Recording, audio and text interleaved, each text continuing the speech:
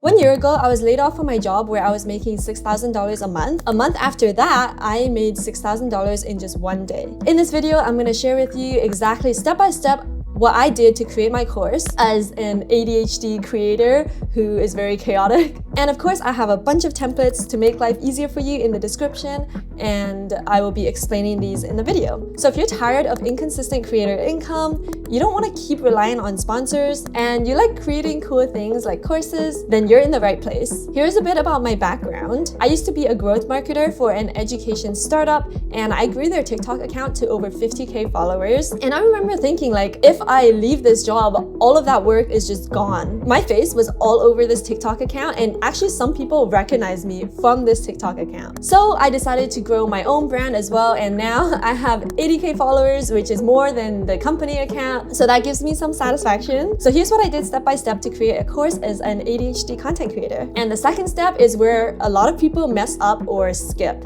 And I say this as somebody who's been in the online education space for 6 years. Step 1.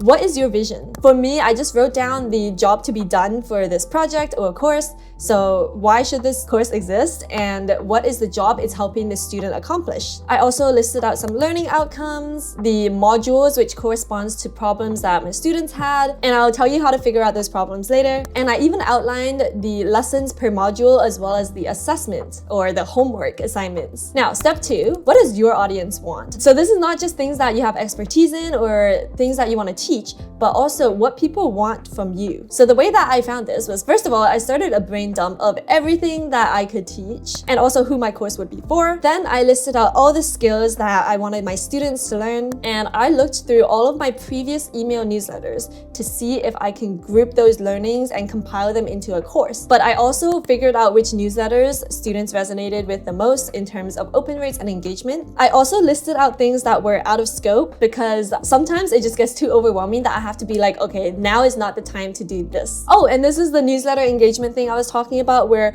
I outlined what resonated most with people who read my newsletter, because those were also going to be the people who purchased my course. Now, the 4 problems method. This is how I outlined every single module in my course. So I was emailing my entire email list being like, hey, do you want to hop on a call with me to tell me about your problems? Because I'm making a course about that. So I hopped on a call with so many potential students, and in exchange for their time, I gave them free access to the course, which they appreciated. And I just asked them these questions like, what do you do? What are you passionate about? Because I wanted to get to know them as a person. There was one student who I actually used her story in my course, and she gave me permission to, and it resonated with a lot of other people who took my course. I was also curious about their goals and the challenges or problems they faced and their experience learning online, so I could create a course that they would actually take. After gathering all of this data from my potential students, I outlined 4 problems. And this is because they correspond to 4 modules or 4 weeks of my course, because every module is 1 week.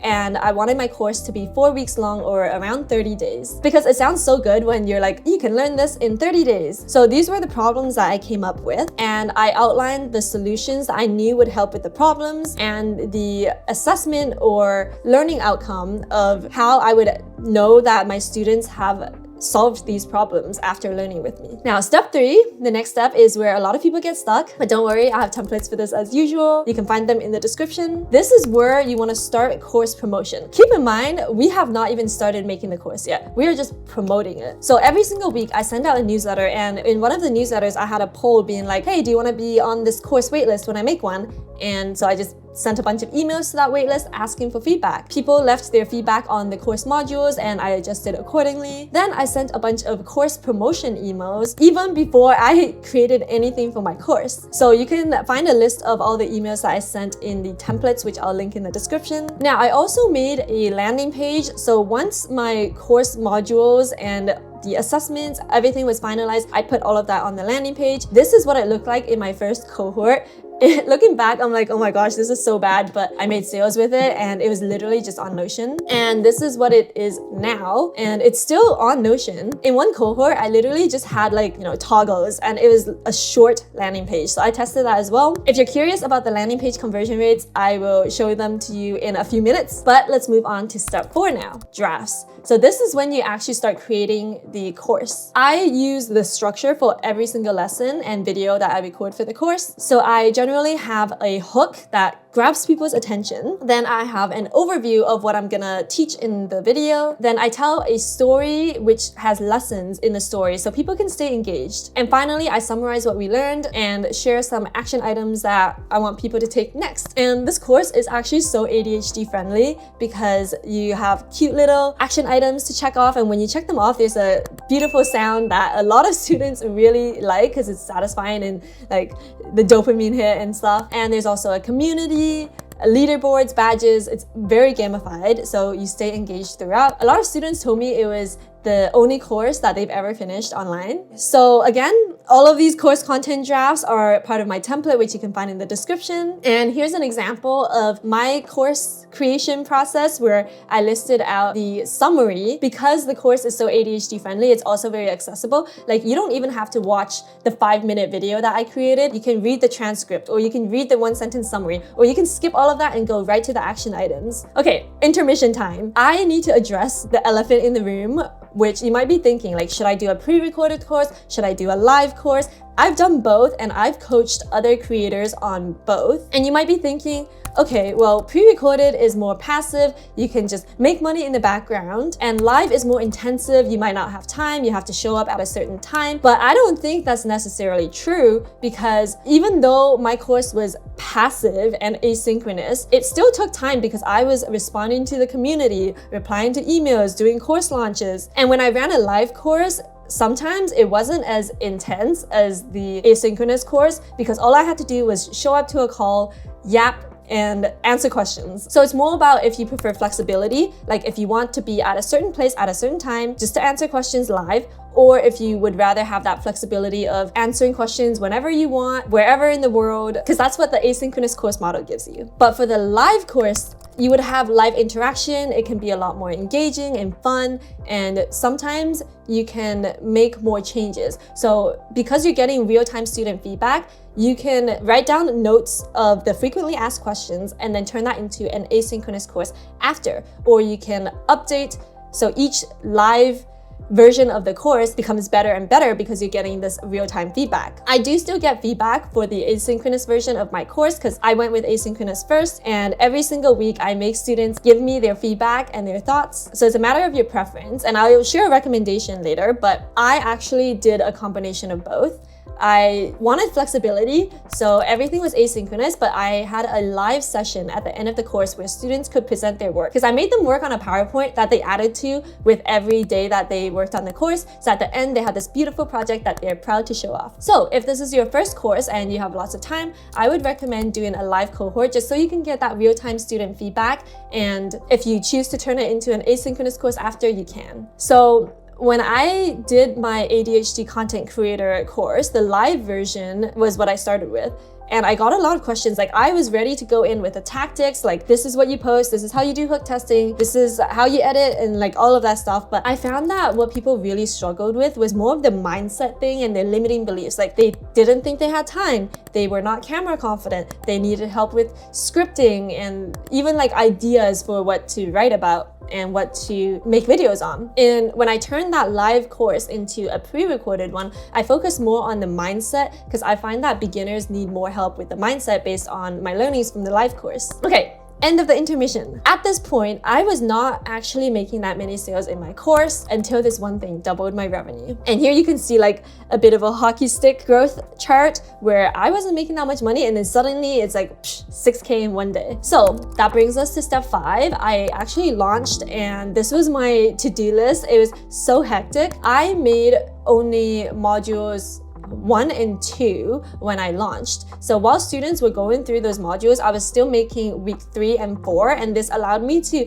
incorporate the feedback that I got from people who were going through module 1. But disclaimer, I did have early bird pricing when I launched, and the next few cohorts did have payment plans. With a payment plan, it would have been around like $100 per month. I actually love payment plans so much. I wish I implemented them sooner because I really do not like subscriptions. I had so many people DMing me like, oh, you could do a subscription and you would get monthly recurring revenue and get stability. But I'm like, I hate subscriptions and I think it's very hard to sell those because people don't want to purchase something with no definite end date, and they also don't know how to cancel. They don't really know what they're getting. So I actually just priced my course at $2.99 and then just offer a payment plan, and it's basically the same feeling of a subscription. Because with subscriptions to communities and stuff, people might churn a lot, meaning they cancel their subscription.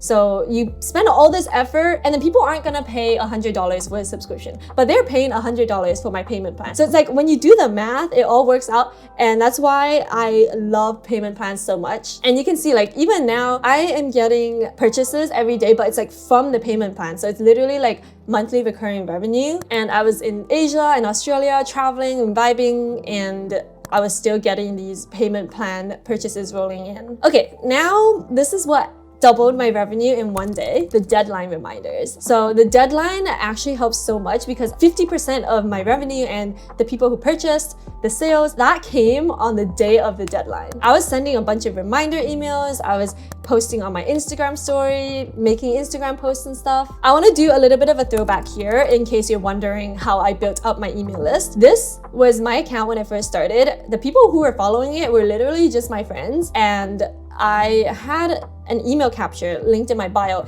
and when you clicked on that, it just said coming soon and then a place to put your email. So when I went viral in December 2023, a bunch of people wanted templates, so they put their email in and they didn't get anything because it was coming soon. So when I did go viral, I collected almost 10K subscribers basically overnight. That's when I started sending out the templates and then I started sending out weekly emails. But when it was just my friends who were following me, I had nothing. It was all just coming soon. Now let's go to step 6 to dive more into the numbers of how I made money and the conversion rates. So my first launch, August 2024, I made $14,600 in revenue. This doesn't count all the Stripe fees and any refunds, which I'll talk about refunds in a bit. So this was 58 purchases at $199 and 31 purchases at $99.5. I did give a student discount and I do parity pricing in case certain countries' currencies are not as strong as the US dollar, which is what I use to charge for my course, even though I'm Canadian. And it was around a 1.3% email conversion rate. So 91 purchases out of like the 6K email subscribers I had at the time that I was emailing. So this actually shook me so much about the pricing because now I charge $299 for my course. But when I was charging $199 for my course, people were like, this is too expensive, I can't afford it. And then I raised my prices because my course got better. I ran a few more cohorts and it wasn't the first cohort anymore for the early bird pricing. So I actually raised it to $299 and then people kept saying it was too expensive and I gave a discount code for parity pricing, people who were unemployed, people who were students, and that brought it down to $199. And then people were like, okay, I'll purchase it at this price. When before, when it was just $199, people were like, it's too expensive. So it's really all about value perception. Now, refunds. So I actually had, I think, less than 10 or 20 people request refunds out of the hundreds of students that I've had. I ask for the reason sometimes after giving the refund because I have a no questions asked refund policy. Like I give the refund right away and then if they want to share the reason, they will. And some people said they had emergency purchases so they couldn't actually afford continuing with the payment plan for my course anymore. So I was happy to give a refund. Somebody said that they got too busy. Usually these are the two reasons people give. It's either they couldn't afford it anymore, so I just refunded them, or they got too busy and they just wanted a refund. Usually people who request a refund, they are happy with the course so far. It's just they couldn't afford it in the moment because, like, for example, this person was laid off recently and really enjoyed the course material but needed the money more. Now, more about the numbers. These were the number of Instagram posts and emails I sent per cohort that I ran. And you can see I kind of lost excitement about my course, so I posted less and less about it after the initial launch. For the first cohort in July, August, I created 18 Instagram posts and 14 emails. And I think the most underrated thing I did was Instagram stories because I posted like 40 Instagram stories. People were seeing me post about the excitement of this course like everywhere. And because I track my time 24/7 as well, I looked at my ROI on my time. I spent a total of 56.5 hours on my course in the initial creation stage. And if you consider how much I made in that first cohort, which is like 14K, that works out to be $259 per hour of my time. And 50% of that time was spent writing the course and marketing. And the rest were just like not as much because I hired a video editor, which has been a lifesaver. This was just for the first cohort though. If you consider how little time I spent in the next few cohorts, because usually I would just like write a few emails because I have templates for them, or I would make a few posts. I would also make improvements to the course as well, but I kept making more and more money. So this hourly rate just kept increasing, and I made like over 40K from the course now. Okay, landing page conversion rates. So this was the conversion of the Notion pages that I used to promote my course. These Notion pages really sucked, but because I had an email list, people already trusted me. I had been sending them lots of emails, updating them about the course. So the first cohort, the landing page conversion was actually the best, and then it kind of dipped in the next few cohorts, and I have a reason for that. I actually did face a few struggles after the first cohort. Like I haven't been able to hit that 14K mark again. And actually I went viral with 3.4 million total views, but it didn't really translate to as many results. So these were the views that I got per cohort. You can see November, December cohort, it just spiked up, but these were the sales. The views did not translate to sales, and I made a lot of mistakes here that I'll share. You might be thinking, okay, maybe it's because you had less emails and posts, you weren't talking about it as much. There was a price increase from $199 early bird to $299. Maybe it was cohort based versus evergreen, and the deadline was actually removed because I did have some cohorts, and then from January 8 onwards, I made it evergreen so people could enroll whenever. But I think it's something else. So if you look at the videos that went viral around that time, you look at the view to follow conversion rate, it's like 0.12, 0.43. So I could see that people were viewing my content, but they weren't necessarily following me. The call to action for these videos were also to go to the course. So when people commented on it, it would go directly to that really bad Notion page. And because it went viral, these were like completely new people. They didn't know me, they didn't trust me, right? If you look at these other videos that went viral way before I launched the course, like this is how I built my email list, this is my existing audience. The view to follow ratio here is like 1.11%, like 0.58%, way more than before. And the call to action here was get the template, give me your email. And when I started sending weekly emails for my newsletter, it built a lot of trust. So I really believe this is why I was able to make a lot of sales that first cohort, but not the next few cohorts where I went viral, but the call to action was different, like the landing page versus to email lead magnet, or like my templates. So another factor that played into things was educational. So one of the videos that went very viral was more entertainment, like, hey, this is what I do, I track my time. The ones before were more educational. It was like, okay, this is how you track your time. But I think there's more to it, because this was an example of a video that I made for my previous company, which is an education company. And I made these two videos, they're the exact same. The only difference was this text on screen in the first 2 seconds. One said, learn data analysis in 6 weeks as a beginner. The next one said, POV, you're bad at math, but learn data analysis as a complete beginner. Here's how it went. I really thought this POV one would do well. Most people I ask, including you probably, you would think that the POV one would do well because it's relatable, it's got longer text, people stay longer to read the text. But in reality, the learn data analysis in 6 weeks as a beginner, the super simple messaging got like 40 times more views, 591K versus almost 15K. My takeaway from this hook testing experiment that I did was a clear and simple transformation does the best. So learn 6 weeks, beginner, very clear, it promises a transformation. The other stuff is like, bad at math, like it's too complicated, there's too much there. And it also was missing the 6-week specific speed of transformation. I think there's a values equation here somewhere that, all the sales and marketing people talk about, where it's like you have to promise a transformation in specific amount of time. Now, when you look at my Instagram versus my email, it's very clear that for me, Instagram is more about awareness, is how people find out about me, and email is where I convert people. So if you look at this, I analyzed my Instagram, all the videos promoting my course, how many comments I got versus how many saves that I got. And you can see that the comment to sales conversion rate was way better than the saves to sale conversion rate. But that makes sense because I use DM automation. So when people comment, they got a link to all of my stuff. And you look at the sales per Instagram post versus sales per email, and you can see sales per email wins over Instagram posts. So that's why I say email is where I convert people. And that's why you want to build your email list if you haven't already done so. Other things I wish I knew is take daily actions to promote my course. Like I had a vlog literally every single day I was building my course. I was like, I'm gonna launch my course in 20 days. Here's day 1. And then I would post every single day. It really kept me consistent and it made people more invested in my journey.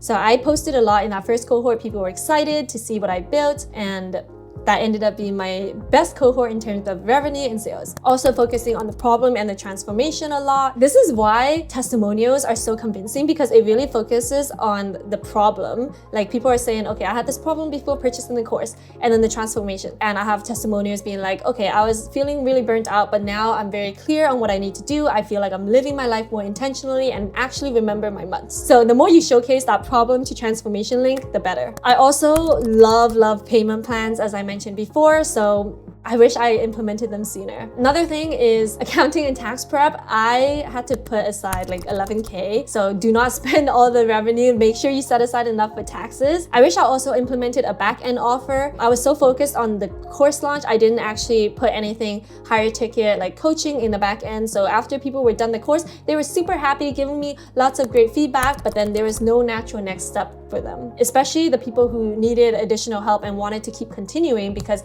a lot of people were sad that the course was ending. I should have given them a clear next step. I also wish I optimized my funnel more, because I was sending people who were interested right to the landing page and they didn't trust me yet. Like I should have sent them to a lead magnet or gotten their email and then slowly offered more information and offered more value so that they trust me and purchase the course, because I know it can help so many people. Now, I have all of these templates in the description below, so make sure to grab them if you want to save time. They walk you through everything step by step. All of the tasks that I did for my course creation are in this course creation calendar template, but of course there's like 4 different templates here. My last words for you are, if you're thinking, okay, Jennifer is just unhinged, she tracks all these things, she's super organized, I cannot do something like that. I need to tell you that you can do it. I literally helped somebody with like 5K followers launch her course, and it was such a good experience. I don't think I'm that special. Like if I can launch something like this, I just walked you through step by step exactly what I did, so now you can do it too. Somebody actually told me, like, because I also had these insecurities, I was like, who would want to listen to me? I don't want to put anything out there. What if I get judged? What if I get no sales? And this person was like, you have so much knowledge,